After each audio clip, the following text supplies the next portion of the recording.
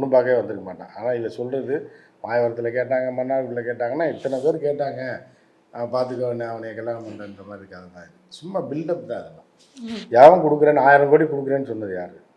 கனவுல கண்டுருவார். கனவுல அப்படியே 1000 கோடி வச்சுக்கோங்க, 500 கோடி வச்சுக்கோங்க, எவனா வந்து நிற்கிற மாதிரியும் 15 சீட்டு தரேன்ன மாதிரியும்.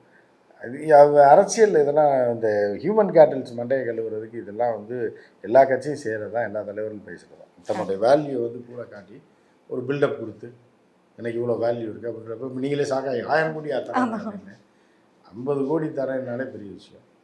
Okay sir. அதே மாதிரி அவர் கூட்டணியே இல்லை, தனிச்சு போட்டி அப்படிங்கிற மாதிரி சொல்லிட்டே இருக்காரு. கூட்டணி வைக்கிறதுல அவங்களுக்கு என்ன பிரச்சனை? கூட்டணி இருந்தா வின் பண்றது கொஞ்சம் ஈஸியா இருக்கும் அப்படின்னு அவரோட கொள்கையே அதுதானே. இந்த கட்சியும் இப்போ ஊழல் கட்சி, திமுக, அதிமுக ஊழல் கட்சி, எல்லாமே ஊழல் கட்சி. இவங்க கட்சி மட்டும் ஊழல் இல்லை, எதுவுமே கிடையாது. நியாய தர்மப்படி உண்மையை பேசி நடக்கக்கூடிய ஒரு கட்சி.